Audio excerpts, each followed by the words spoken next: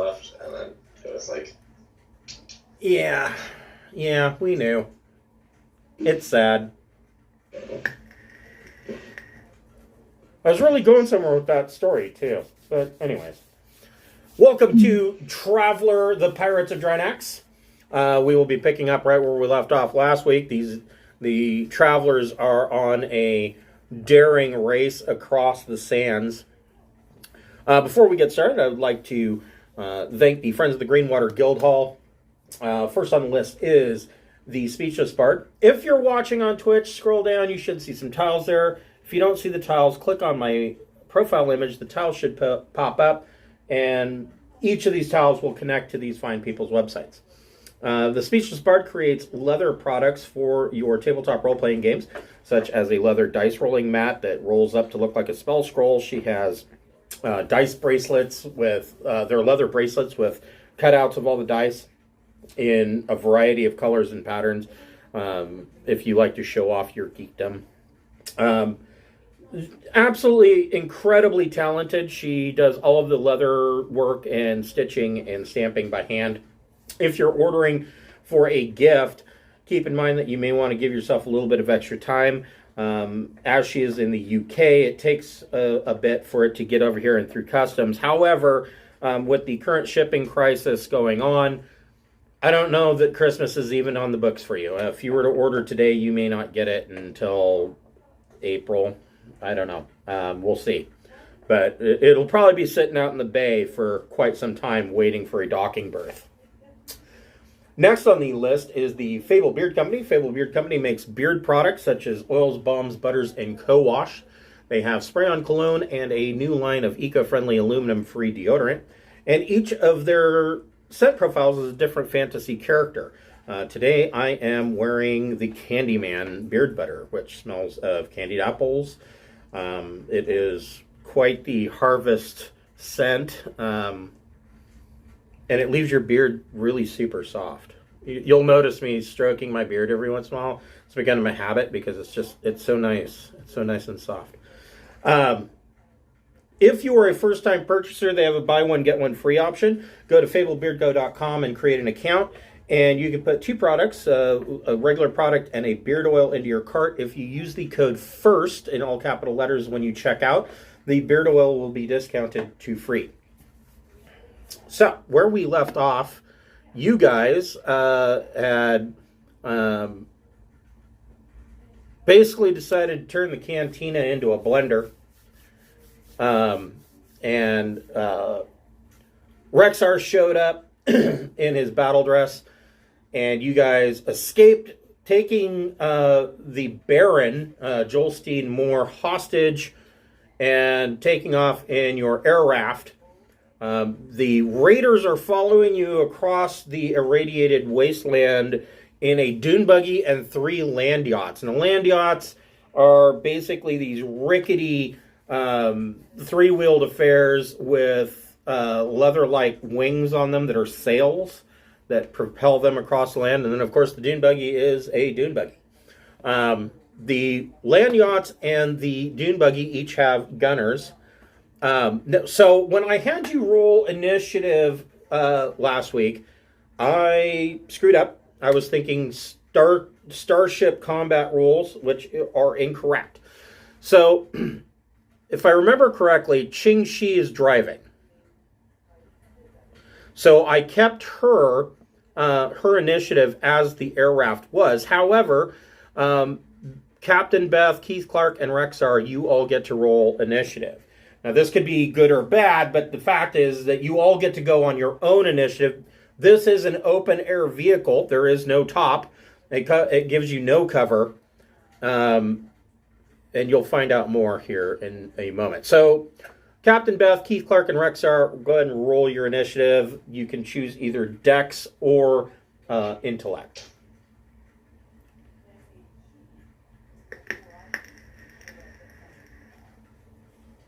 Does our raft have a turret or no? No. You are the turret. You're the one in body armor or in a battle dress, so you get to be the turret with your PGMP. That's bad news because it's -8, right? So you want to get as close to 8 as possible. And over or under is what your initial is. Oh, Rexar, that is fugly. Wow. It's a 2 and a 1. Oh, wait. Did my math wrong. I have a +1 to Dex. Oh, -4. Well, you're not the only one that did poorly.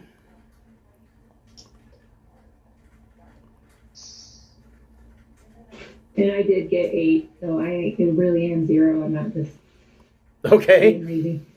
Yeah. Okay. So, we will get this little combat underway. Actually, though... Shoot. Hold on just a second. I need more bookmarks.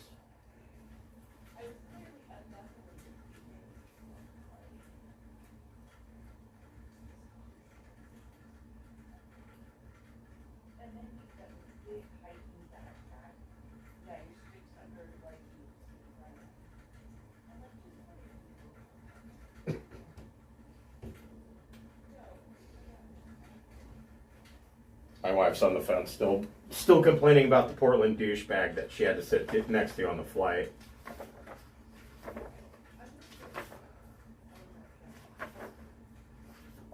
Let's see here. Yeah, I knew I forgot to do something.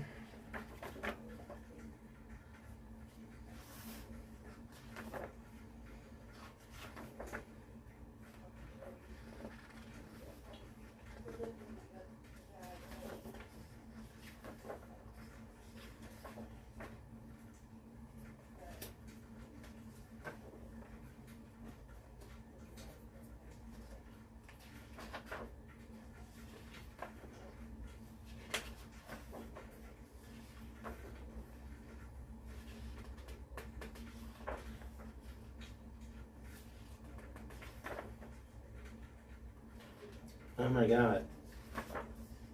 Where did it go?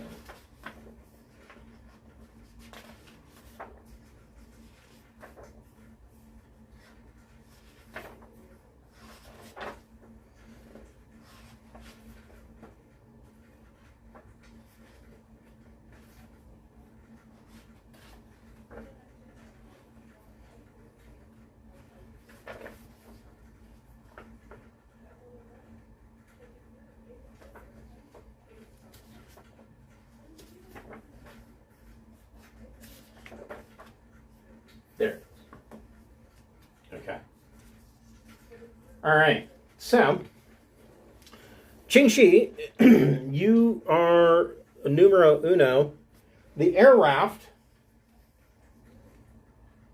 So you get a +1 to your flyer grav skill.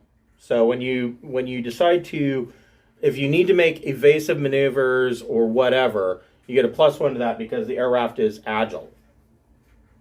Now, don't forget, the air raft can go up and down, but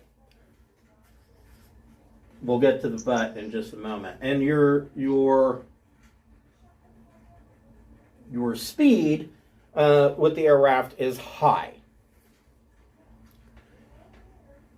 So that means that you have a high rate of speed for your range band. The dune buggy, as an example, has a speed of slow, very slow, and the land yachts have a speed of slow, very slow. So you will stay, where are my range bands? You will stay two steps ahead of them the entire time if you want to floor it. But Qingxi, make a flyer grav plus intellect check. And I'm going to go ahead and move you forward.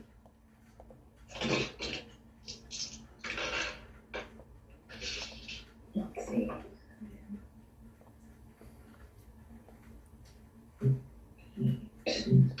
Well, actually, I'm not going to move you forward. So on your 10, so You remember when Rexar first parked the air raft and came out and ducked on the other side of the air raft and used it as cover? The air raft took fire. The air raft is currently incapable of climbing. It is generally, right now, just a speeder. When you try to pull back on the stick to climb into the atmosphere, it is grinding and making terrible noise, and smoke comes out the bottom. Okay. So, the terrain is how the terrain is. I will allow you to move your air raft. The air raft, let me double check what the range is set to.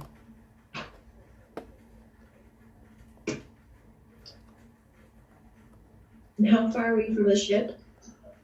You're a ways. It was about 2 miles, so, but I mean, you're really cooking. So, there are these sand dunes over here, or really sandstone ridges. There's some over here as well. You can move it up to 18 meters if you would like. Okay.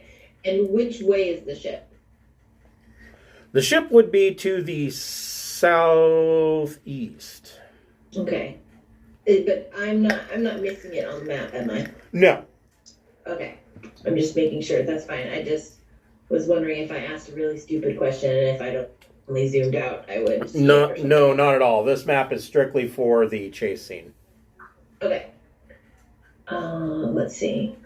Well, I mean, if we go fast and very fast, it seems like theoretically we should, and we got a head start. Right. That theoretically we should be able to just outrun them. Theoretically, yes. With everybody providing cover, as opposed to needing to be too evasive. So I will tell you, you can move 18 meters. They can only move 6. Okay. You are way faster than they are. Although, like I said, you are damaged and spouting smoke and fire every time you try to climb.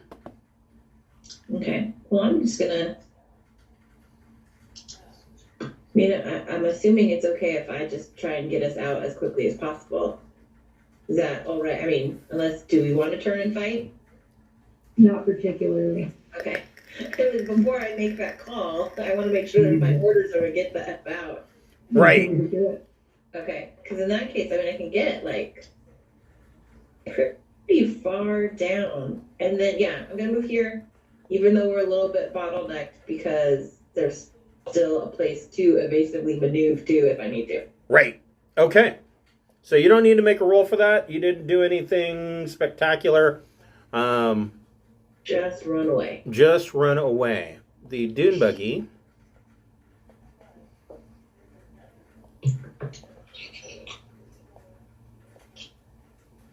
Can go about there. Whew, that is some range. Let's see here.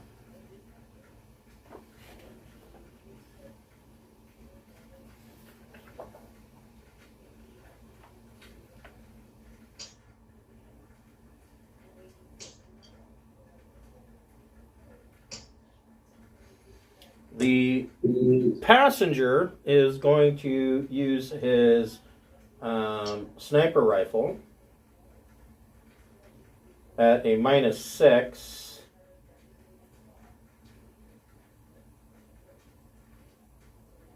To try and hit you.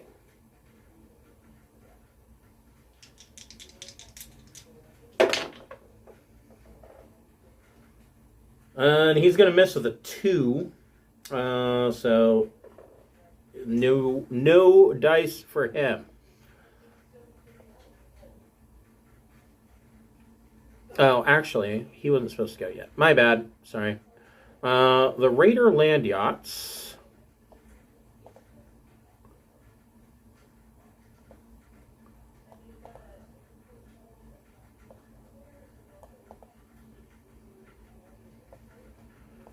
Are going to move in. Captain Beth, you are riding as a passenger. You could try and make a shot at the dune buggy if you'd like, or you can give orders. You could. You could. Yeah, you could use leadership, I believe. Did we ditch that one guy? Or is he still our hostage? He's still your hostage. Can I throw him out? That might be what they're after. You certainly could. All right, that's what I want to do with my turn. At full speed. Yeah. All right. He'll probably splat me next season. Oh, I love the way you think. Thank you. We might go faster with Colonel Sanders out. Yeah, less weight. You get less weight if you dump the chicken. And maybe the raiders know there'll be like money in it for stopping and picking him up. Yeah. If they see him, we just have to make sure it's well lit as we dump him out. Here's your boss. Okay, so Beth, make an athletic strength opposed by him because he is going to be hanging on for dear life. Oh, he did not do well. Oh, the dice ejected. Is it good? It is good. All right. I'll take that under then. Athletics. Actually, I don't have anything, but Jack of all trades means it's a 9. So. Yeah, Oh, so wait, I get the strength modifier is 10. right. So and he only got a 5 total. So he oh my, that is great. Wait, who are these guys?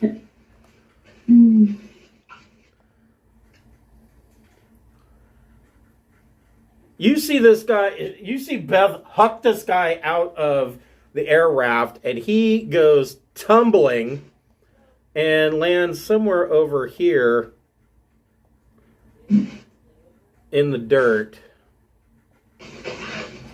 in a ditch down by the river. I hope you get eaten by a giant spider. The buggy gunner already went. The land yacht gunners. Oh, man. That is a long ways. This guy up here is going to make a shot. Oh, he's not even in range. So the land yachts are all armed with a harpoon gun. And you guys are just simply out of range. Keith Clark, what would you like to do? So we have our rifles back, right? Yeah, because if I remember, Rexar brought a duffel bag full of toys. Yeah. That's right. So I'm going to use my advanced combat rifle. Do I have a range on that? Is 450?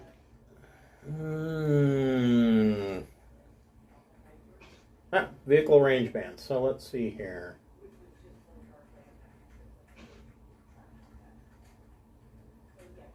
Yeah, you are within 300 meters. Oh, okay. Yes, I will shoot at the one in front. The dune buggy? Dune buggy, yeah. I'm going to shoot at the, well, I guess I'll shoot at the driver. Okay. So you are moving, twisting, and turning. You are at a -4 to your shot. So it is gun combat plus dex with a -4 penalty. Okay. And I have the scope trait, so that is +1. Right? Correct. I only got a 4. So you shoot wild. And then there's Rexar. Rexar, with your PGMP, do you know what the range on a PGMP is? Until it hits something. Well, I think it's shorter than that. 450. Oh, yeah. So, yeah, you could hit the dune buggy as well. Sure. I'll shoot the VGMP at the dune buggy. All right.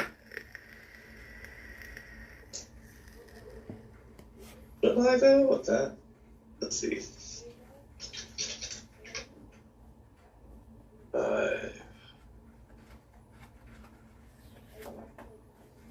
It's a 7. A 7 is a miss. Oof. But you definitely got their attention shooting off fireworks like that. Qingxi, what would you like to do? Are you going to get fancy with your flying, or are you going to... I don't really see a need. It seems like, I mean, I know it's boring, but if we just widen the gap and none of their guns can reach us, I mean, I don't know. Rexar, what's your range? 450. And you guys are at 300. So yeah, I could move quite a bit more. I could put more distance between us and still be in range of at least the head dune buggy. Right? Oh, yeah. Yeah. If everyone, if everyone's okay with that, I'm just gonna keep running. Yeah, you can do that. Run away. Since we have guns that will reach them, and they do not seem to have guns that will reach us, I'm all for running away. Okay. Let's see here. You're like here. Oh, yeah. So you get off of this battle map, and you guys get back to... You roll up on the ship. And I have that here. Let me find it. Or we did have it. Oh, here we go.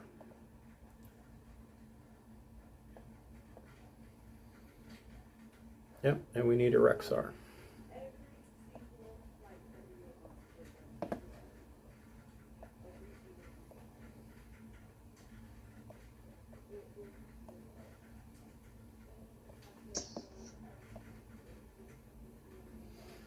And actually, the air raft can go away.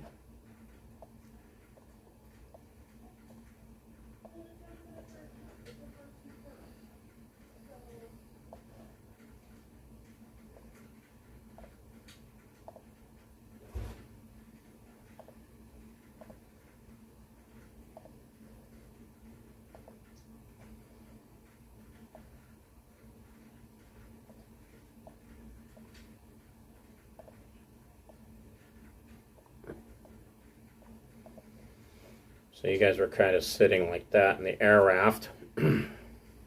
Behind you, you can see the cloud of dust as these guys are approaching. They will be here fairly shortly. But you actually have these, if you remember, there were these 3 Yehos that were at the landing pad. There are 2 thugs and a dock worker.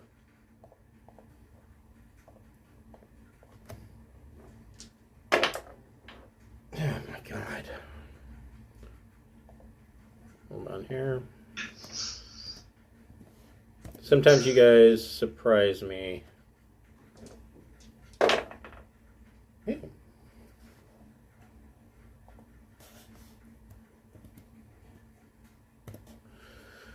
So you pull up to the Jabrobi. Everybody go ahead and roll initiative for how you want to deal with these jerks. Chris, did we surprise you because instead of being murder hobos, we just ran away? Yes. Is it unusual for us? It's unusual for you guys in D&D, but I think you guys are learning in Traveler that you just don't want to get shot. Even if you have armor, you don't want to take that chance. Because it is exceptionally lethal. Exactly. It hurts a lot more to get shot in Traveler. Oh, yeah. Yeah. Ask Beth Smith, she knows. Yeah, I took 5 points of damage, which means that I'm at a negative whatever for whatever that I'm doing. Like, shit. All right, so Rexar is at a 0. Ooh. Keith Clark, jeez. All right, so you guys jump out of the air raft. It is being loaded up automatically to the Jabroni up into the air raft docking collar. Keith Clark, you see these thugs and the dock worker are armed with Gauss pistols. What would you like to do? Actually, the thugs are armed with... The thugs are actually armed with revolvers, and the dock worker, oddly enough, has a laser pistol. Ooh. I think I will shoot at the thugs first. Okay. So, north or south thug? Which one's closer? To you, it would be the south thug. South thug. Let's shoot at him first. All right, go for it. Okay.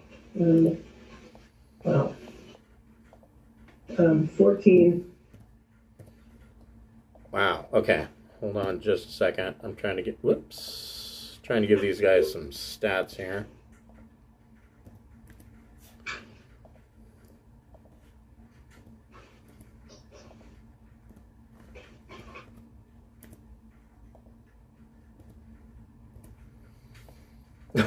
These are not the best guys. So with a 14,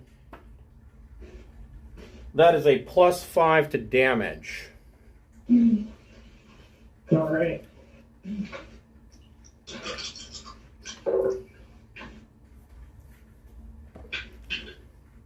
$16. Oof. Oh my god.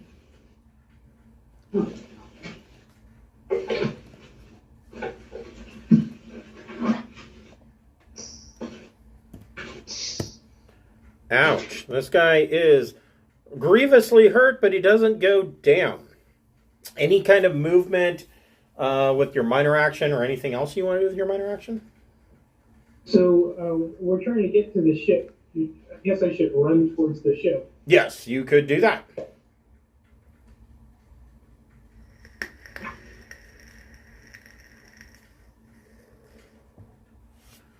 All right, so Keith Clark runs aboard the ship and is now out of combat. Oops.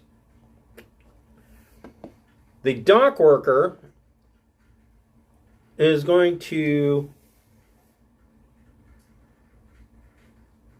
take aim at Rexar because he looks like the most dangerous. Very brave. Very foolish. And he hits, doing +1 damage. Yeah, we'll see. Oh! And he hits you with a laser pistol doing 15 damage, which I know doesn't get through your battle dress, but that's still an impressive hit for this kid. And he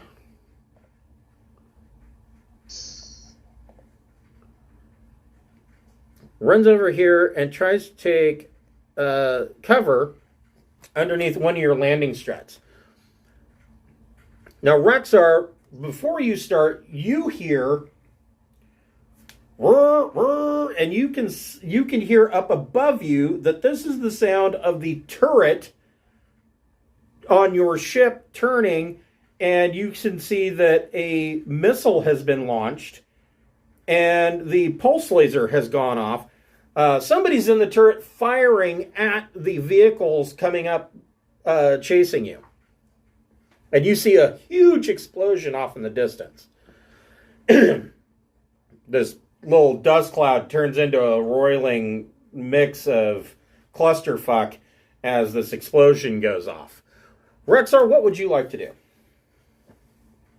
grin and then walk up to the kid that just shot me. Okay. Just grab him by his throat, then slam him on the ground. Well, let's see here. So you can move 6 meters with a minor action, or you can move.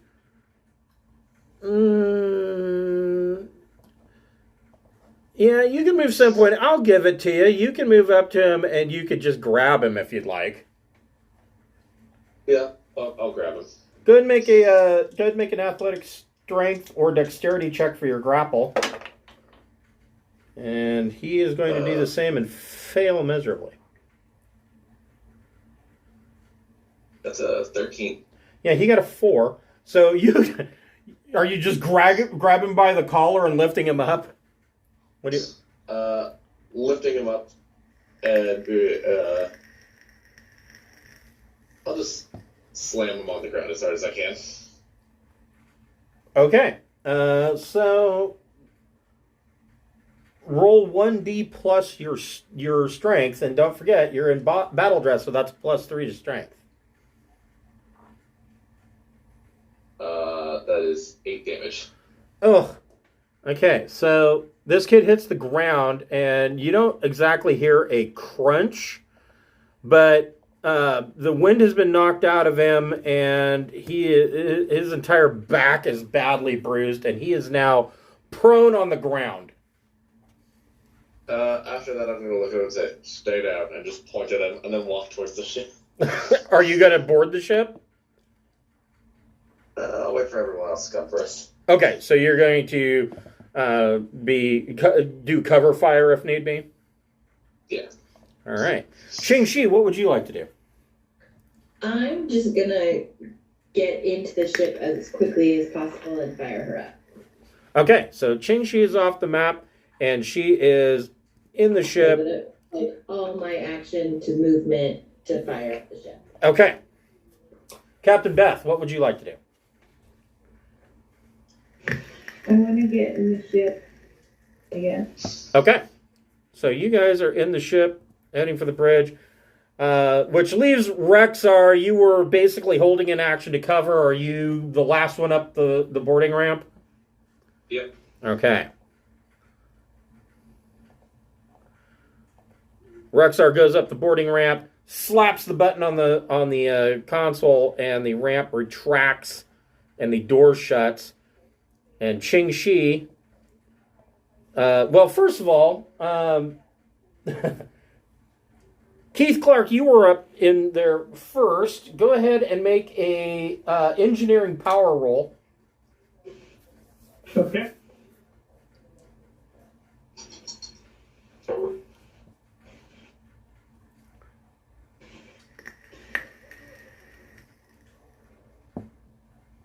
Eight.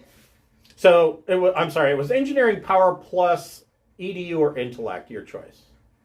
Okay, so 9. Okay. So, engines come to life. Qingxi, go ahead and make a piloting plus dex check to blast out of the port. Piloting plus it's 3.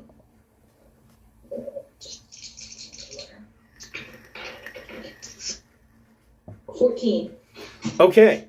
Qingxi, you lift off, and in the air, as you're taking off, you raise the landing skids, and the Jabrobi starts to climb towards orbit. Where'd my map go? Good work, everybody. Yay.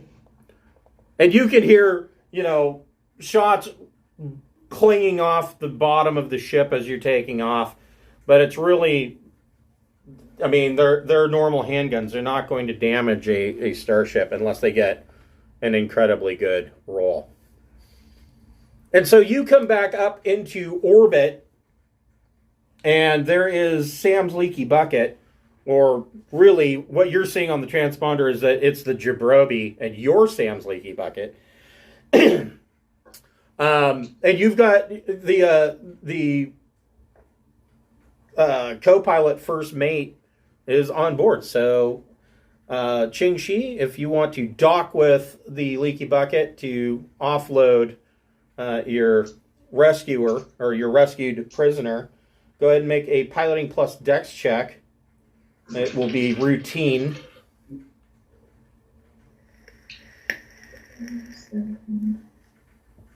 10. Okay, yeah. So you breeze up, set the docking collar, and you guys are linked up with the other scout ship.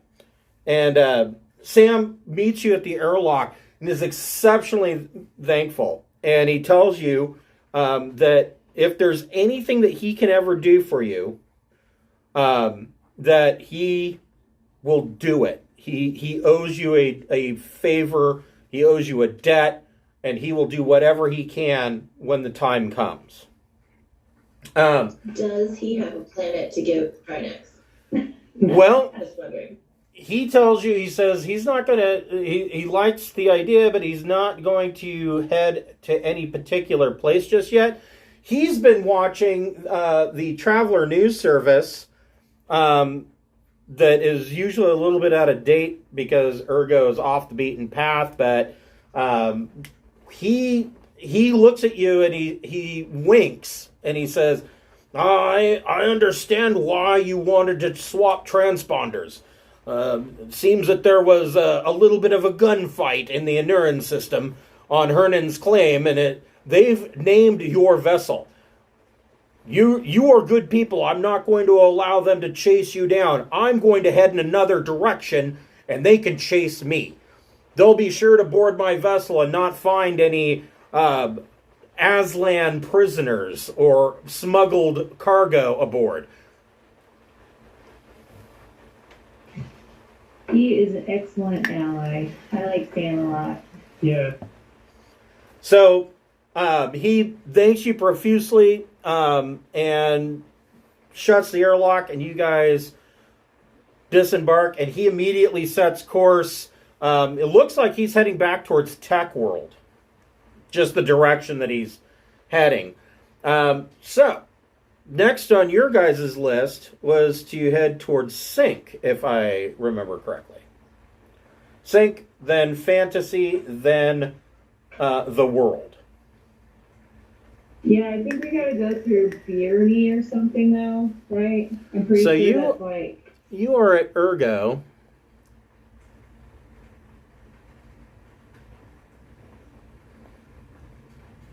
Yeah, so you'll go through Byrni.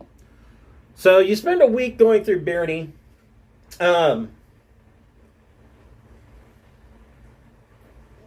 Byrni has a gas giant. Who's going to be operating sensors?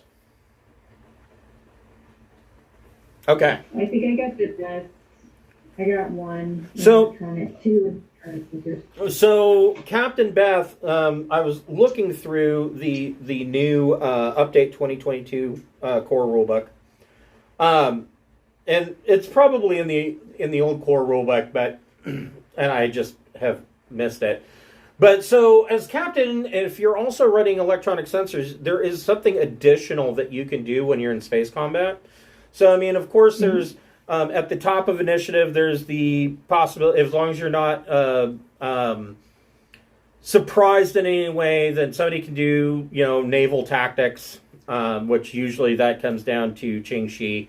But as captain, you can, of course, do leadership, granting boons to your crew members for, or possibly banes, depending on your role. The other thing that you can do as an electronic sensors operator is that you can perform a sensor lock. And if you perform a sensor lock and Rexar is your gunner, that gives your gunner a +2 to their attack. So that's awesome. Yeah, so that's something to keep in mind. You can either say, well, I'm going to give out boons to every... I don't know, I think a boon is probably better than a +2, but I mean, doesn't mean that you can't switch and swap, you know what I mean? Every other round or whatever, or every other turn. But in this case, Captain Beth, just go ahead and make a electronic sensors plus intellect check.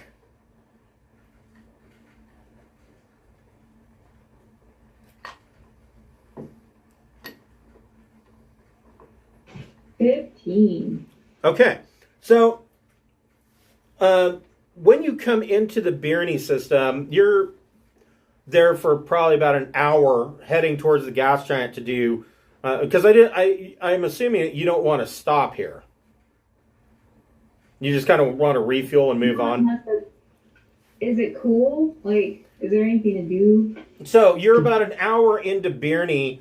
You come out at the 100 diameter limit, and you're about an hour in, and 3 ships are coming up. They are all, one of them is a Harrier class, and 2 of them are 400-ton system defense boats. But they all appear to have like an older design, but the Harrier is right out of Sindal.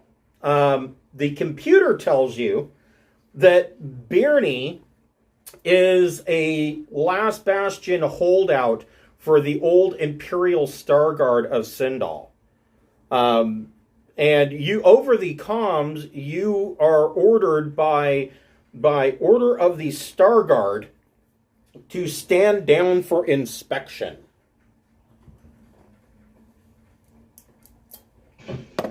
How much of a lead do we have to get out of here? I don't like being inspected. Well, the Harrier has thrust 6, and oh, shit. Yeah, and so it can you from experience, you know that Harrier can just outrun you. It can run you down and gun you down. This Harrier looks like it's in fairly brand new condition. And when I say brand new, I don't mean like it was just come off the docks. It has been overhauled several times with modern equipment and technology. So this would happen to us even if we were just skimming and wanted to leave, or well, because they asked their school stuff. Yeah, no, they're just a customs enforcement group. Okay, do we have an awesome place to hide the prince? Well, he currently right now is stashed in your cargo hold.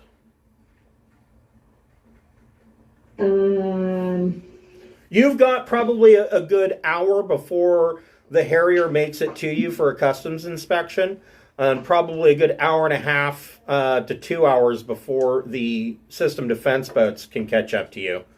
One of the system defense boats is peeling off towards the gas giant. The other one is following the Harrier towards you. So you've got about an hour. Okay, so we can come up with something in an hour, I think. Is it like super illegal to sell battle dress? I guess in this case it would depend on who you intend to sell it to. Oh, okay. Because what I was thinking was stick the prince in the battle dress, put the battle dress in a crate, and have it in the cargo hold, and then it just looks like armor, you know? But he doesn't know what to use them.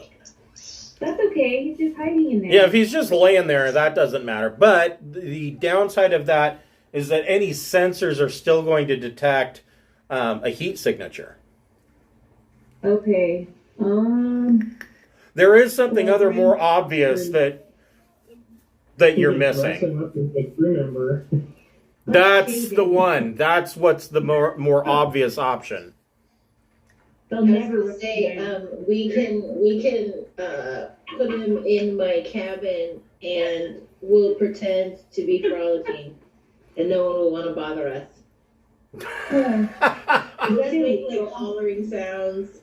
Ching Shi the cat various fucker. Species through the door. It'll be real awkward and aggressive, and the You're gonna people get arrested. won't want to come in.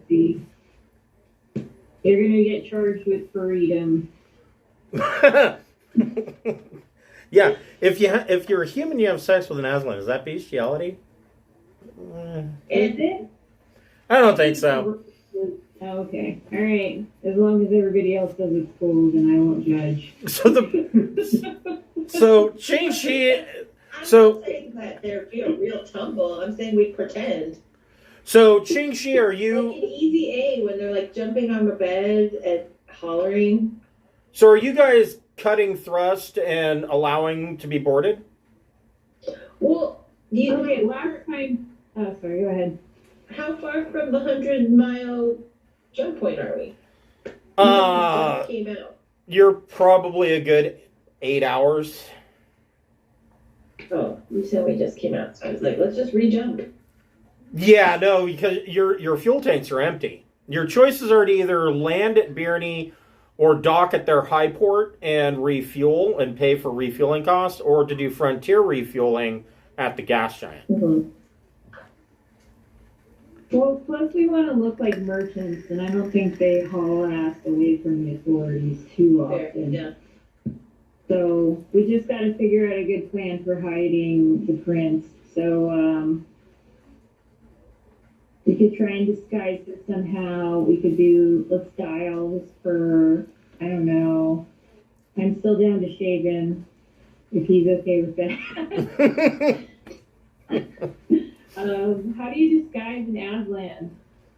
Well, I mean, you could throw some greasy coveralls on him and stick him in the engine room. Tell him that he's the chief's assistant.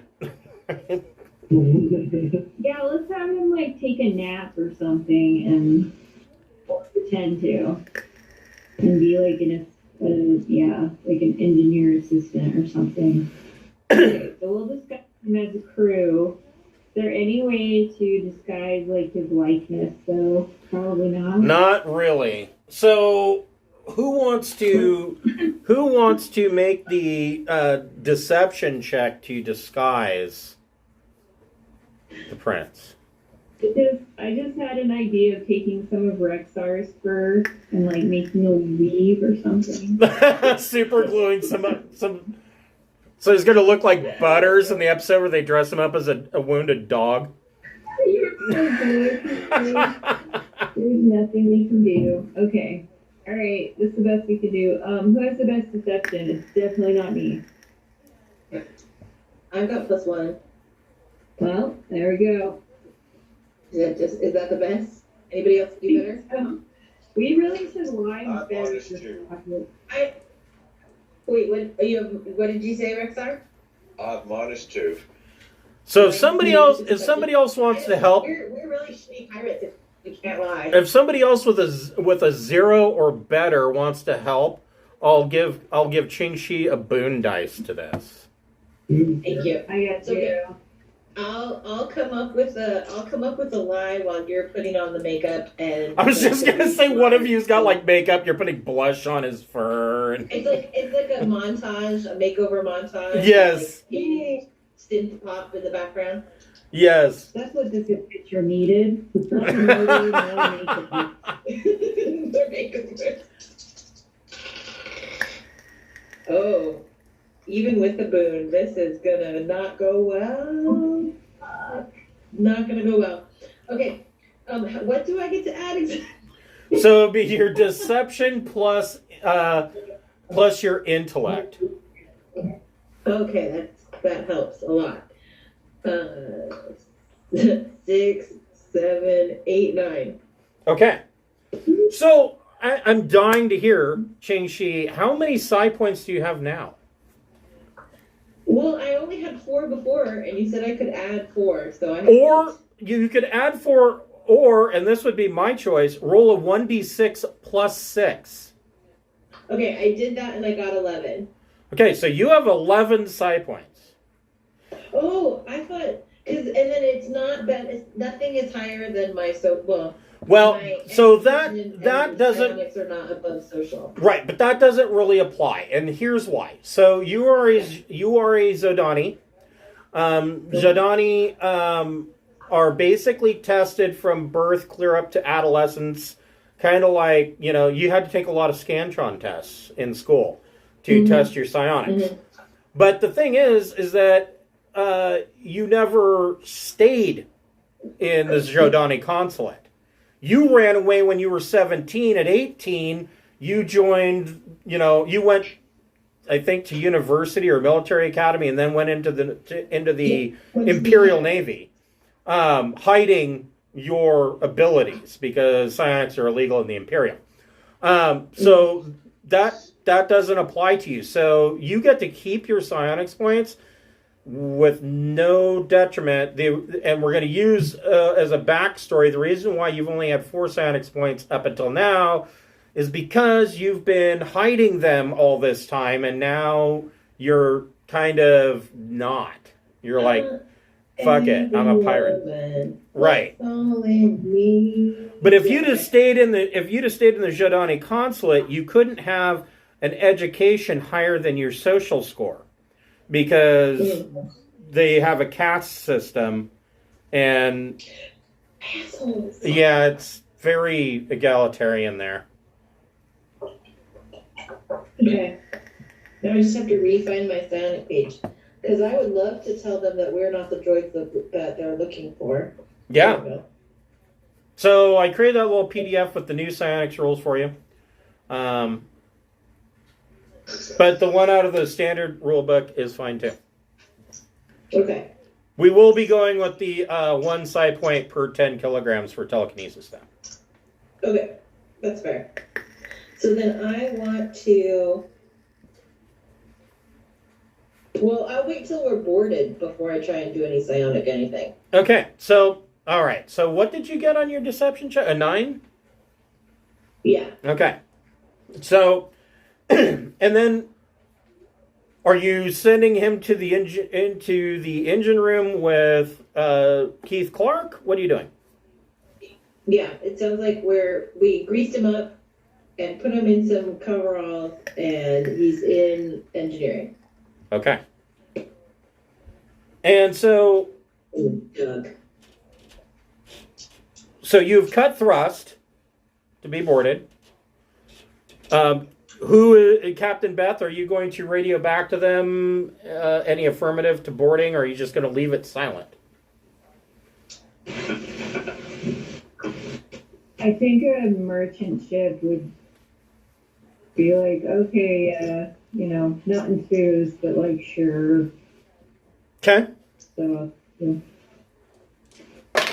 Can we use psionic points to help with this, maybe? I don't know.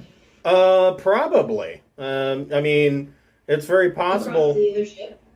So, like when they come over. So their Harrier comes up, and of course its belly is to your docking port, because that's where the docking collar for the Harrier is. And they link up, and the door opens, and there are 5 people there. There is one wearing he's wearing like a bright red officer's uniform with pleated pants. And the 4 behind him are all Marines in combat armor, all armed with Gauss rifles. And the officer steps on board, and he has a riding crop that he's carrying underneath one arm. And he steps on board, and he says, yes, we are checking all of the vessels that come through the Byrni system. And he holds up a hand, and he kind of waves forward, and the Marines go about to search your vessel. Says, you wouldn't know anything about a Aslan male that is running around. And he looks at Rexar, and he says, I see you have an Aslan crew member. Interesting. Sure. Yeah, we have a couple, I think. Is that a problem in Byrni? I will need to see your ship's logs and your astrogation records. Okay, I'll need to confer with my navigator. Well, if we change transponders, do we have their flight pattern now? That's a really good question. Our ship believes it's the other ship. I would say that, yes, that was part of it, but it will show that you came from Ergo. Ergo. Yeah, that place is terrifying, so that'll be our story. Yeah. The terrorizing story. Yeah, because whatever, because we're the leaky bucket. and we've been wherever the leaky bucket has been. So we won't even show that we were in the same place that the prince was taken from. Right. That's So I say, yeah, here's your logs. No problem. all right. Cool. I mean, well, I don't say that. I would recommend that. I'm going to give you the, like, winky face, like, yeah, we got this covered. So he goes over your logs. He says, these logs are a mess. Which one of you is Sam?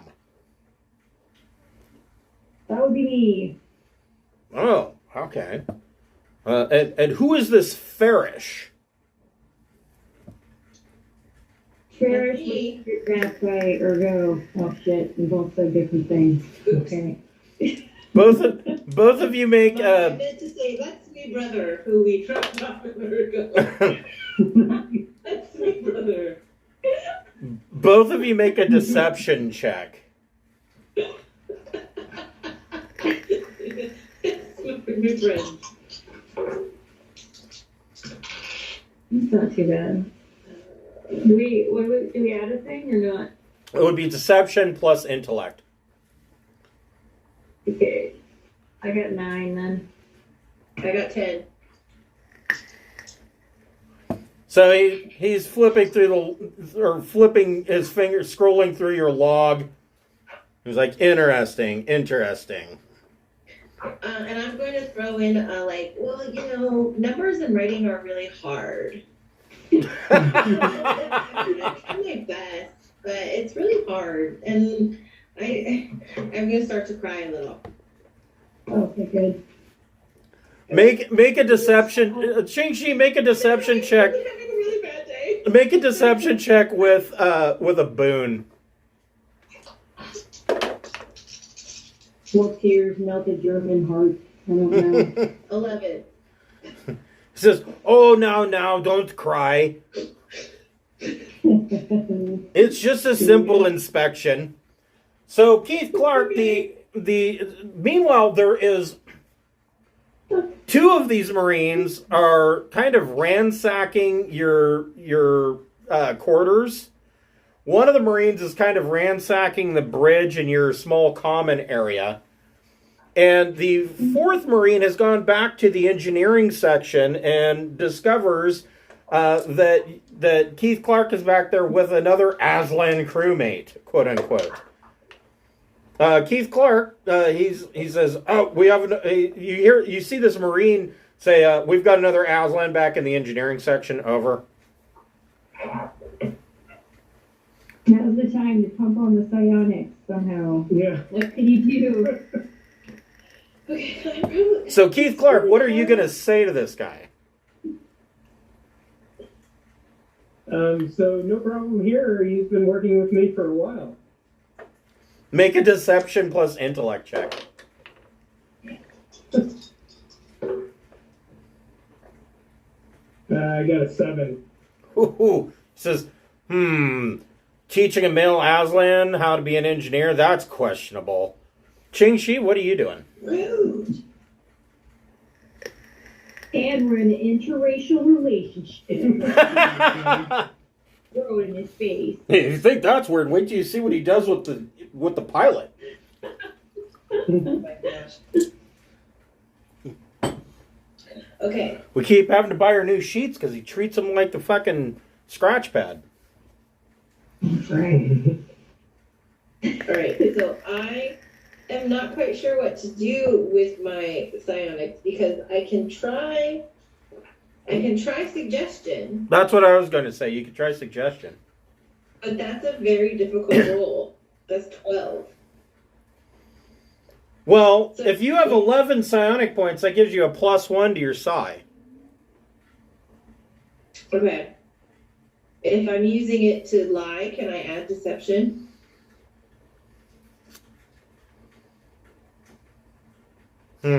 As well?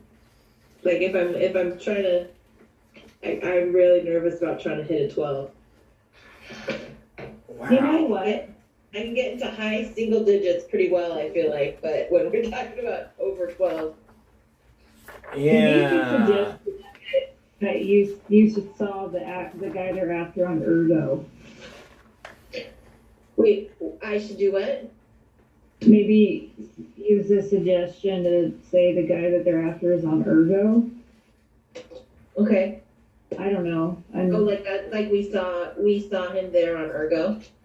So Yeah, if you wanted to use suggestion to implant the idea that the ship they're looking for was on Ergo, i.e. the ship that you swap transponders with, I would allow you to plant that suggestion as being correct and make a deception and add deception to your roll. Okay. Okay. So that's what I'm going to do. I'm going to, because our log says we were at Ergo, I'm going to say like, oh, we saw some really suspicious stuff. We saw this like squirrely crew with an Aslan on Ergo. All right. And then I'm going to pray to the bounty god. Yes! Well, I rolled 11. That's 12, 13. Okay. Oh, thank goodness. Thank you, Jeebus and Tom Cruise. So the Marine and Engineering kind of grabs the prince by his arm and says, "Come with me." And the prince starts to get fucking agitated. And you can see his hand starting to flex. He's going to pop that dew claw right through his gloves. Keith, what do you want to say anything or stop him? Oh, man, should we stop him? Yeah, we should stop him. So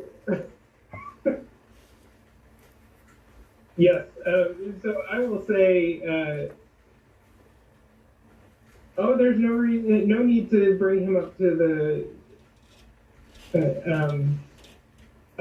the bridge. He needs to stay here. I mean, this is his job. Go ahead and make a deception plus intellect check. Okay.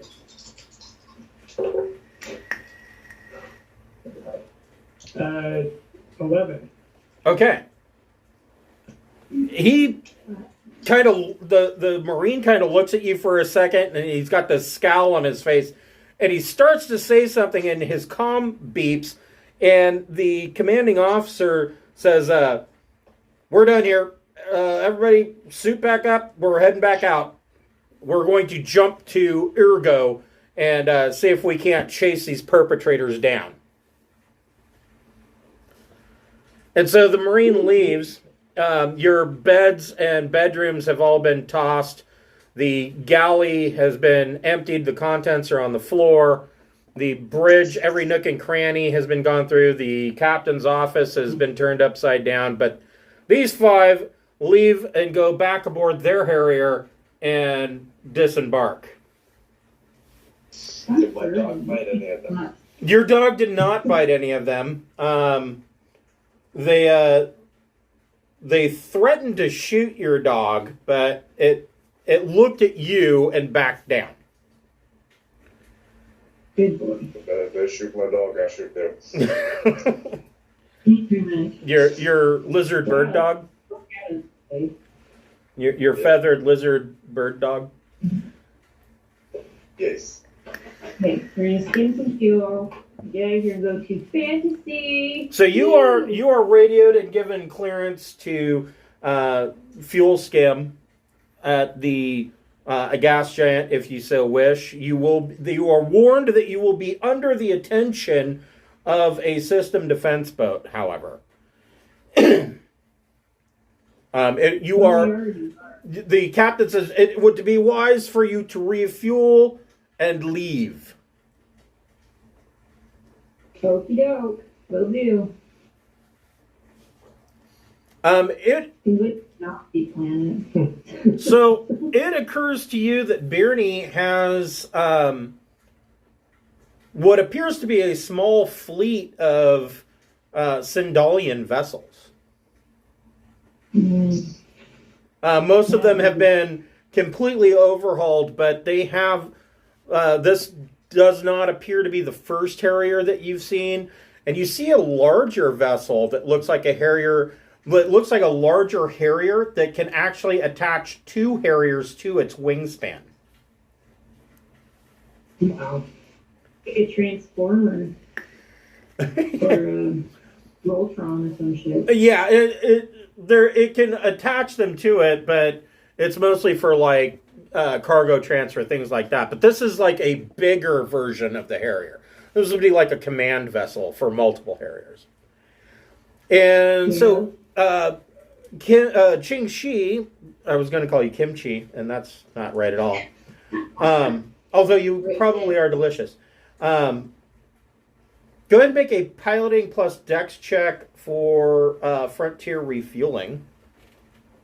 Okay. Let's see. 14. Yeah, no problem. So Ching Shi brings the Jabrobi in and scoops up some fuel, and it takes, a day or so for the processors to refine the fuel. And go ahead and make an astrogation check. Astrogation plus intellect or EDU.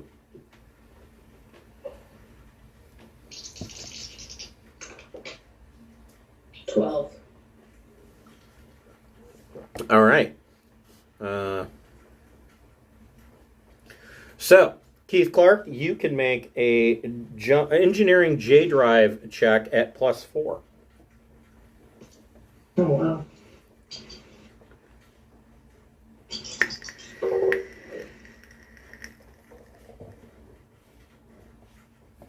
So that's 16. Okay.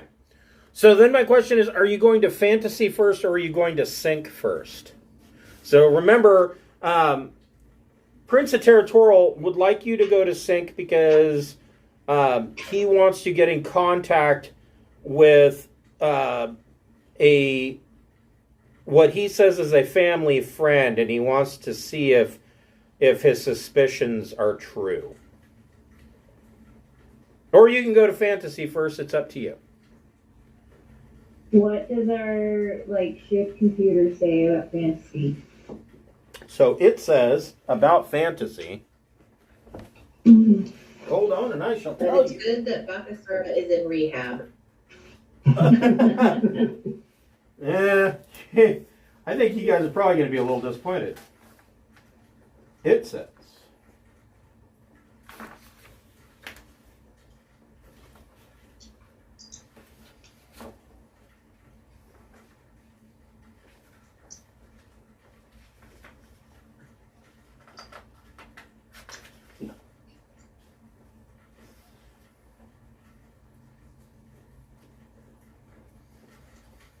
The ship's computer comes up and it says the inhabitants of Fantasy are the descendants of a slave ship from the Glorious Empire. The human slaves are the product of an experiment in genetic engineering by the Aslan. Traits like strength, endurance, and physical attractiveness were enhanced, while intellect and the capacity for independent thought were diminished. The sex ratio was also changed, so on average, there are 10 females born for every 1 male. The planet was named by an Imperial scout who spent several years monitoring the planet. Wow. No, that's not disappointing. That's fucking crazy. I'm gonna go there bad. But I leave it up to a crew vote because I don't know. So what's the timeline on his execution? So you now have 13. He has to go back. You now have 13 weeks to get him to Tyok. So you're on schedule. Yeah, we're good. If we're good timing, I say let's go to fantasy. We got 2 jumps. We can do, if we jump from sync and we're running out of time, we can go straight to Tyok after that. So that's 4 weeks. Well, you could.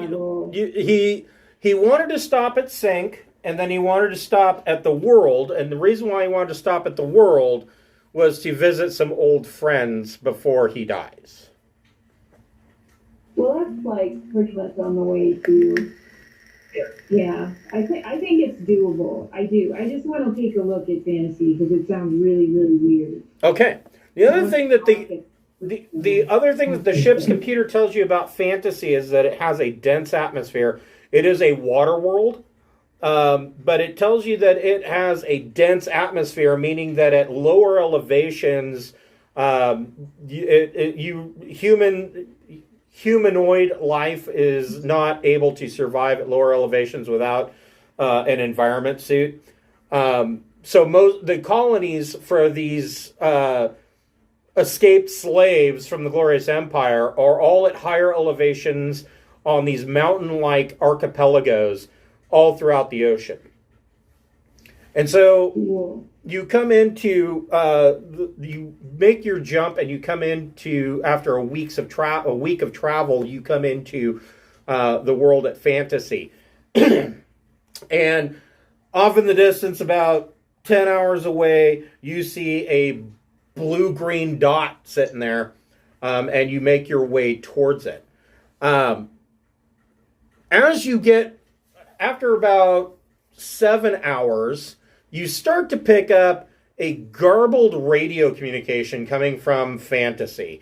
Anybody want to try to clear it up with communications? Yeah, I'll do that. Okay. So it would be comms plus, or engineering, or tech comms plus intellect or EDU, your choice. Okay.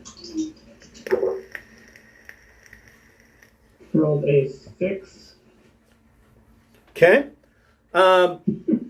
You're having a hard time. You're able to pick out bits and pieces.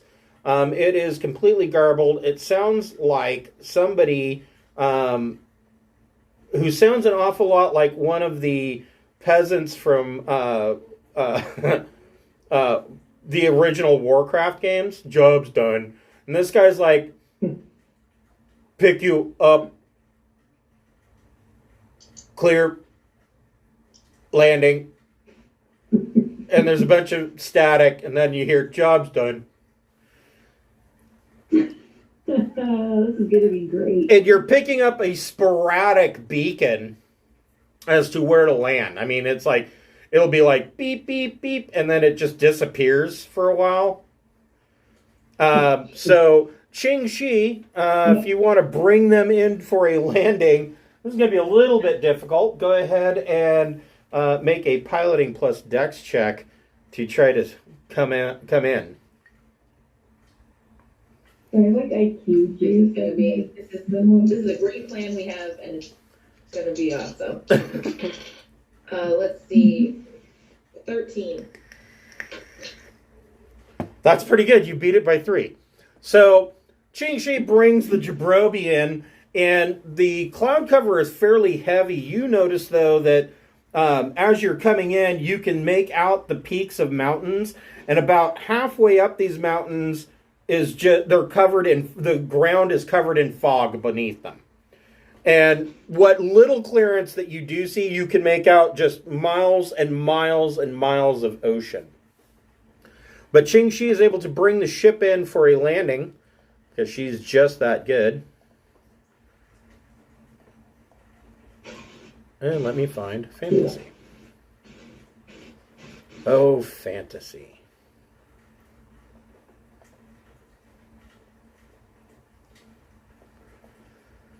And there is a dirt landing pad that has been moderately scraped with a grid pattern for you to dock on.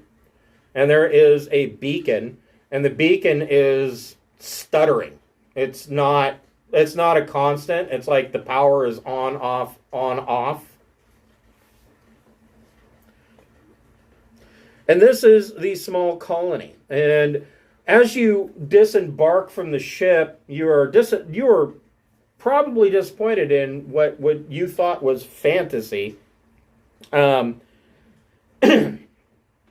These two women come up to you, dressed in raggedy clothes. And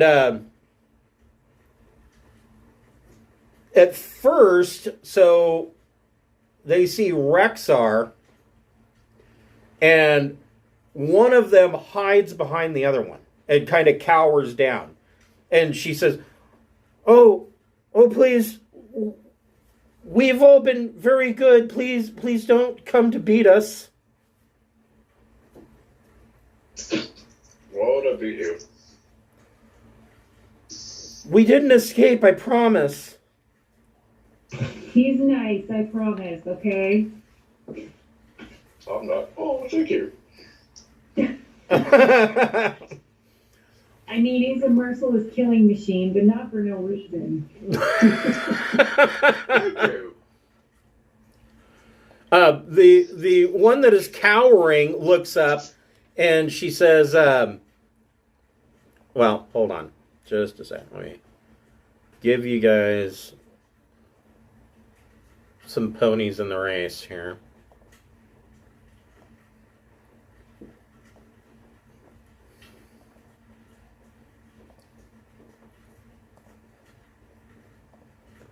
There's Captain Beth.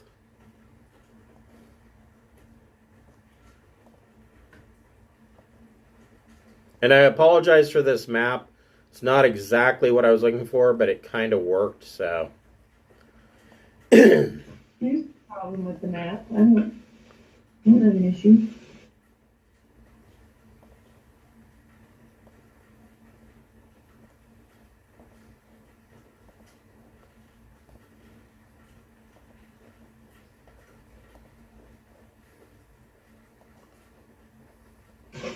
So who named this place Fantasy? A scout. So there was okay. Oh yeah, you said that. Yeah, there was an Imperial scout that monitored the planet for like a year, and he named it Fantasy. That's probably not its real name. The Aslan probably call it something else, but who knows? So the girl is cowering behind the girl, looks out and she goes, our leader, Tarya, she would be interested in speaking with you. We apologize, and she kind of bows and gets down on her knees and bows to Rexar. I apologize so much for our bad communications. We haven't been able to fix anything. Aww, they're dumb. How cute. Maybe we should help them. Okay, I'll put it to Daria. So my mother-in-law has this thing. If a baby is born and it's not an attractive baby, it's like, oh, how precious.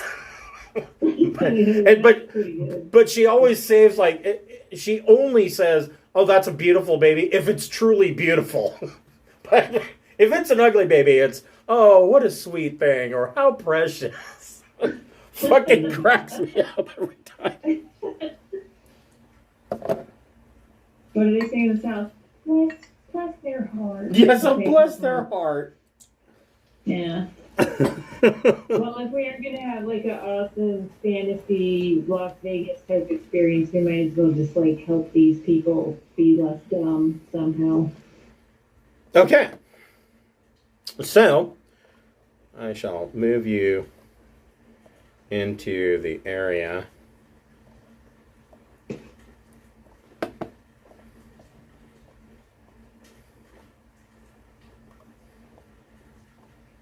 We need them on Team Drinax.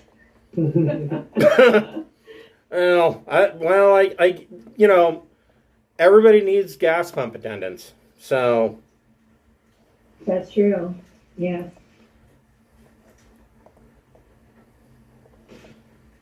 So she leads you in, and you see that there is, as you come in, there is this large vehicle bay here, but you don't see, the doors are closed. You see that there is what looks like a command center up to the north. This looks like it was a fairly viable colony. And it bears all the signs that it was probably created by the Scout Service. And she leads you into this room where there is a... everybody make a Recon plus Intellect check.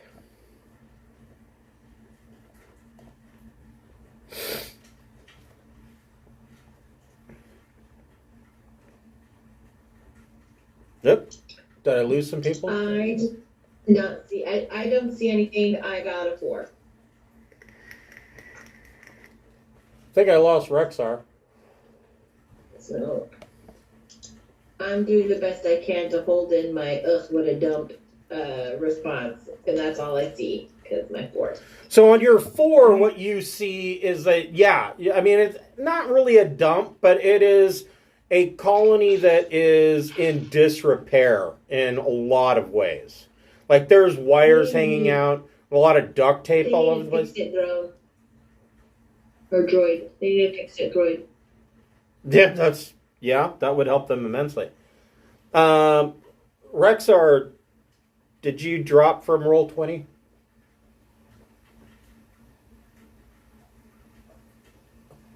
I think he may have dropped out entirely.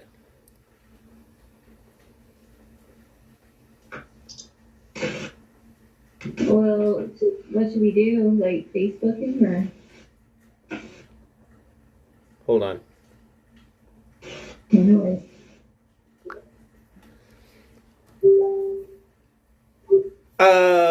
Captain Beth, what'd you get for your recon check? Fucking 5. Ugh. Keith did good though, so. What'd Keith get? Okay. So yeah, Beth, you're noticing more of the same. Just a lot of stuff out of repair. Like I said, wires hanging out, a lot of duct tape, attempts at fixing things. Keith, you're noticing when, like Captain points things out, like the duct tape around wires. Some of the wires are spliced together that shouldn't be, like 2 grounds, and then expecting for something to work. But the other thing that you notice, Keith, is that there are a lot of women. You haven't seen a single man yet. Huh. You know what we should do is we should get some of the nerds from Tech World to come here and get trophy wives, and then have like a balanced society. Yeah? I might just suggest that to the leadership.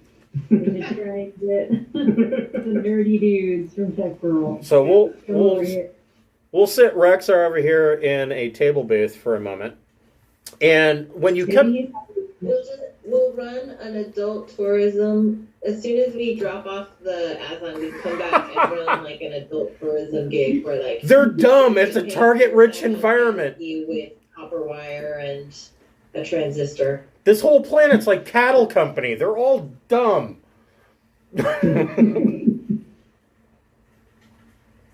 If you bring a bottle of... Is it Valley of the Dolls? If you bring a bottle of Boone's Farm, you'll be good for a week. The Stepford Wives. What do you need to happen? Yeah, I wouldn't say they're the Stepford Wives. All of these people are... What? That's funny.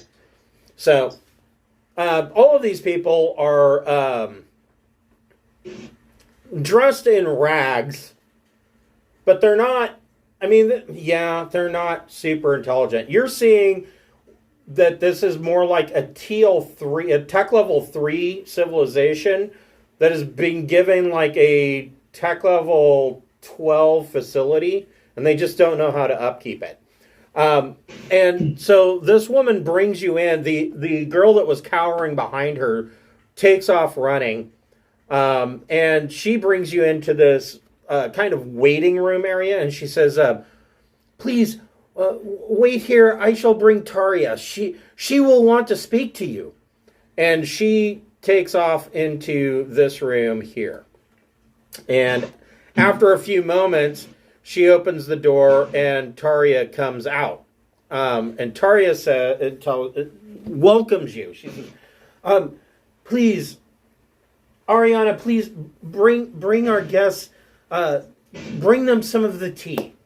And so Ariana starts boiling a pot and making tea. And she tells all of you to have seats. And she says, I want to welcome you to our colony on Fantasy. As you can see, we're in need of some very serious help. Perhaps you can help us in a couple of different ways. Well, we do have a repair droid that can work while we're doing other stuff, but what other things are going wrong on fantasy? Well, she thanks you profusely for the use of the astromech. She says that obviously around the colony there are electrical problems. Our communications have gone down and nobody knows how to fix it.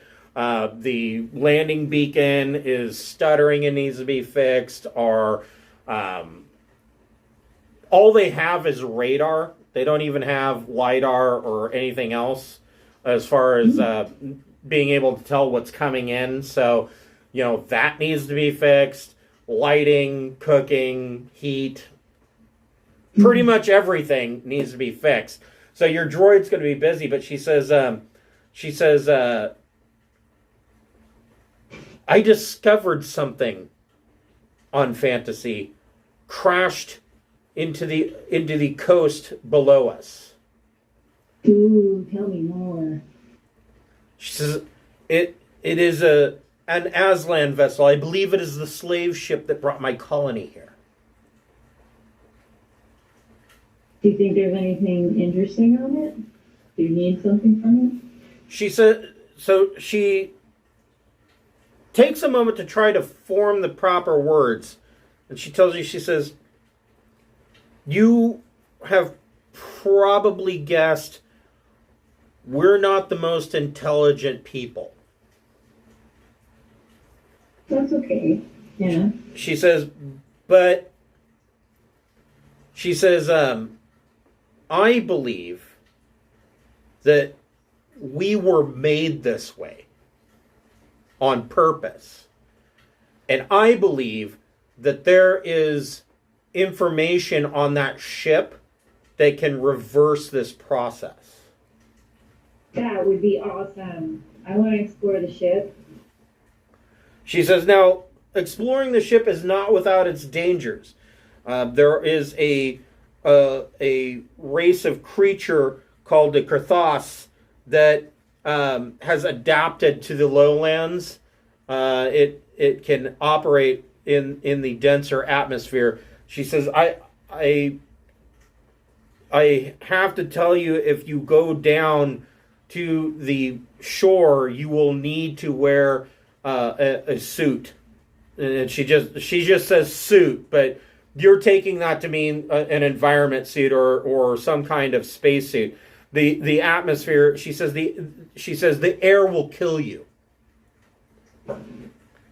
Well, I have vac suit too, I'm pretty sure. Well, I mean, if you have vac suit too? Yeah, I invested a point in vac suit too. Why aren't you wearing the battle dress? I did when Rexar wasn't here one time, I wore it.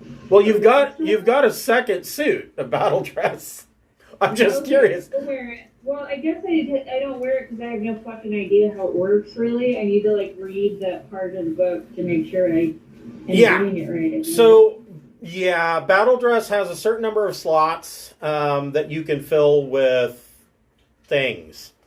So one of the things that battle dress does, and that we haven't actually gotten into because Rexar hasn't been injured badly enough, but let's say that you take damage in your suit.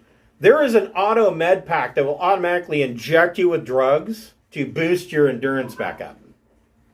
Nice. They're basically combat drugs. They are addictive. They're basically, it shoots you full of a shitload of uppers.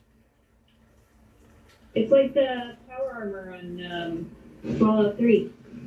Yeah, it's a lot like that. It's a lot like the Toad armor from MechWarrior. Oh yeah. There's a special one that would inject you though, with drugs, and it was made by the U.S. government and say, take some vitamin M and keep on fighting. Yes. Yeah. Right. Well, and I mean, battle dress is pretty much right out of the Robert Heinlein Starship Trooper books. I mean, it does exactly the same thing as it does in Starship Troopers. So would it protect me in those lower atmosphere areas? Oh, yes. So would combat armor. But But battle dress, I mean, if you wanted to slap extra shit onto it, you can in the future. You just have to buy those modules to put into it. Okay. So like Rexar's got a little minigun on his arm. He's got the missile pack that he's now down 2 missiles, and it was basically a one-off thing. But yeah. Would it just be me and Rexar going though, or can anybody else go with like? Well, I think everybody's got combat armor. Oh Yeah, if the advanced combat's okay, then we can all go, I think. I think by now we all have combat armor. Right. That would be awesome. I want to go. We'll find the cure for stupidity, guys. Back to Earth. Can we bring it fucking everywhere? Yeah. We just like sprinkle it in the water supply. Let's fix Ergo. Cupcakes that we hand out. Yeah. Corey, are you with us? I see he's still logged into Skype, but he's logged out of Roll20, and I'm not getting any response from him. Aw. Technical difficulties, probably. Well, we could just fix some stuff around here and circle next time. Yep, his interwebs might have gone out. So Taria is extremely thankful for the fact that you guys are willing to go down, and she says, I think that we are suffering from genetic engineering. That's a really good guess, Taria. Good job. And then I give her stickers. I love it. So, yeah. The 3 of you can make recon plus intellect checks. 10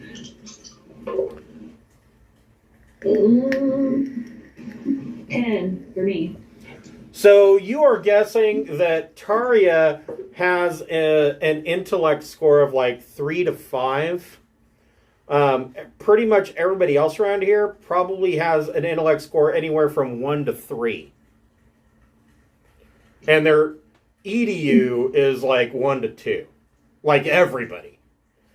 So can we upload like Sesame Street? Yeah, you might do that. McDonald's commercials, but be prepared. You're going to have to explain to them what Grimace is. I'll get my puppet. No one can explain what Grimace Nobody can explain what Grimace is. So they actually tried to explain. Grimace is like supposed to be like the feeling of when you're hungry or something like that. I'm like, what? yeah, and I'm like, I don't imagine my guts to be like a bell-shaped purple blob. Maybe after eating McDonald's, but And they named him Grimace. It was just so weird. yes. So, are you sending Rexar around with the astromech to try and repair things? What do you? I thought Keith would prioritize with the astromech, like give it a task order, because I'm sure that's important. Like what needs to be fixed first to make this place less shitty. So, Keith, go ahead and make a engineering check, an engineering plus intellect check, and I'll allow you to make it with a boon because it's all pretty fucking obvious.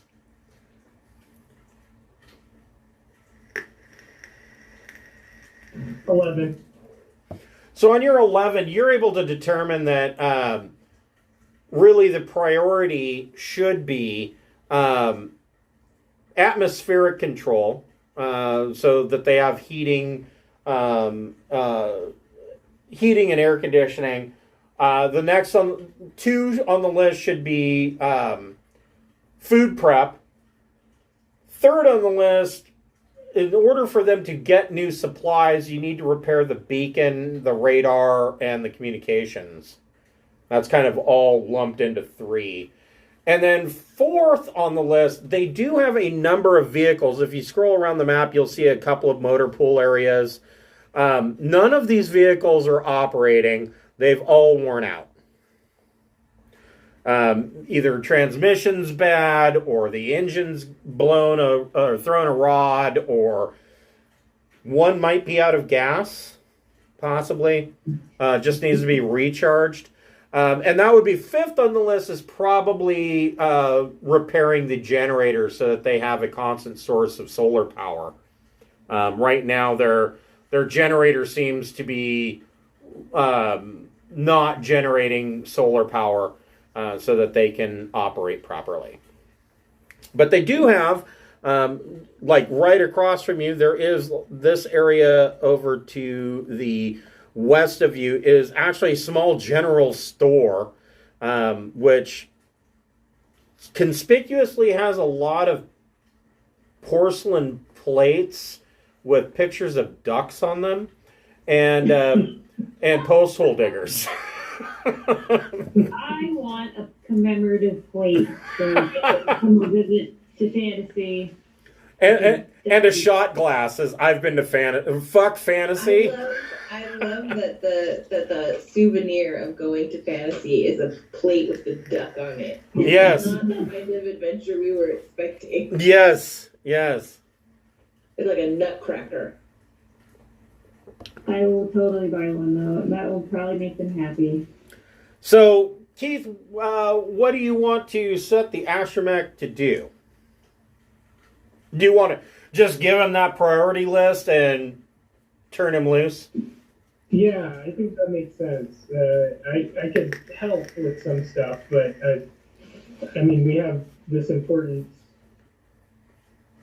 mission to find out what's going on with their ship. Right. So, yeah.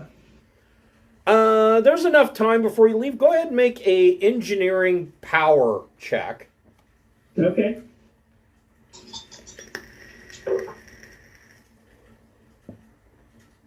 Six. So you are able to scratch the solar power problem off. It was simply a misalignment of the solar panels. They couldn't figure it out. It looks like they've been grabbing it and just pointing it everywhere and not quite getting it aligned. But you're able to get them power. Yay. Excellent. That should help a lot. And so the astromech droid's like tells you, in grunts and gronks, it's like that it's going to take care of everything else. It's got it under control. Great. Thank you. It also asks you if you want it to pump seawater in order to refuel the Jabrobi. Oh, that's a good idea. Because Yeah, your fuel processors can crack water. Cool. Basically, it cracks the water and takes out all the hydrogen, and in the process also refuels your Atmo. So yeah, that sounds like a good plan because we want to save as much time as possible so that we okay, get that. all right, and so.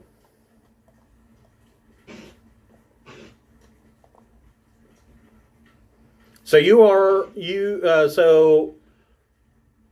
Captain Beth, you're putting on the other battle dress, I take it. Yes. And Ching-Chi and Keith Clark, you're in your combat armor. And you make your way down this steep cliffside down to the shore, along with AX-57, who comes down holding a large hose that he continually attaches another hose to, goes back up, and he's running a line down to the water in order to pump seawater into the fuel processors. And you make your way down, and indeed you see this large vessel laying on its side in the water. And you can see that the cargo hold bay doors are open, and they are just above the waves. There is some water lapping inside. But your hand computer, Captain Beth, comes up and tells you it is this. Well, let me find it here. I just put these in, so here we go. It is this. It is a 1,000-ton ship that evidently ate shit on their landing. Mm-hmm.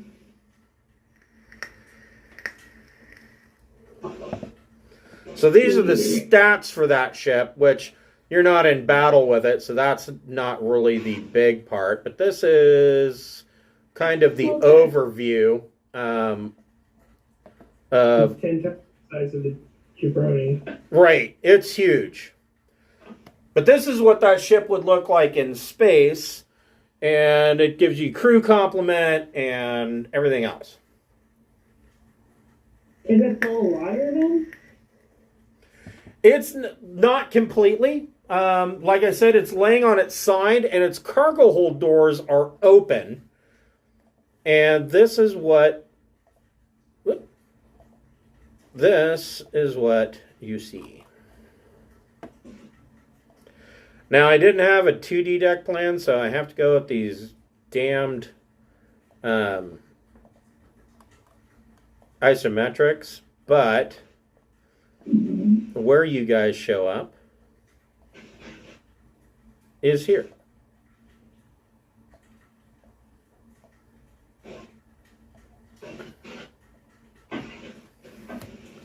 So you're down towards the bottom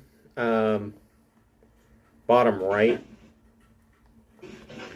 Let's see, that would be deck 1. Okay.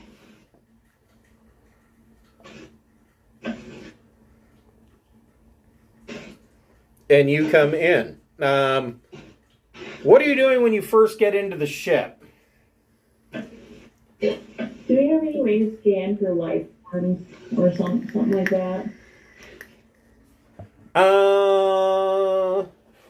The scientific... I knew you were going to ask.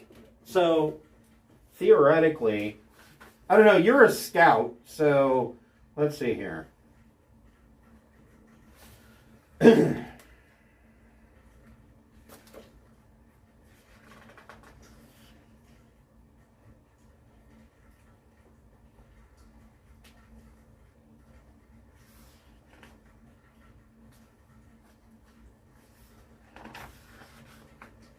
So there's not really anything to scan for life forms, but you could scan for like heat signatures, things like that. Okay. I would like to do that. I would say that as a scout, you would probably also have a densitometer, which a densitometer kind of will allow you to somewhat see. If you mix a densitometer with a magnetometer, you can kind of see through walls. Go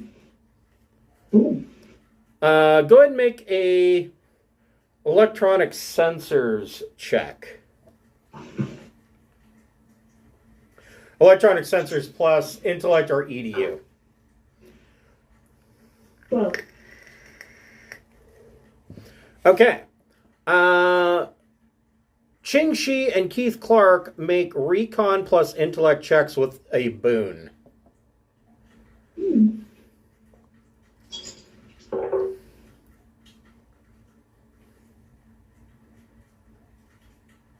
12. And what did Ching Shi get?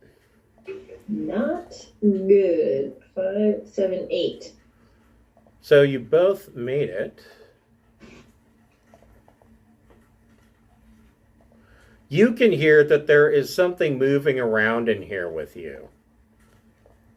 Hooray. And coming your way. All right, let's prepare for battle. We will pick this up next week, Wednesday night at 7 p.m., and you can see what is coming towards you. All right. Awesome. Thank you. You're welcome. Have a good night, guys. Yeah. Thank you. Good night.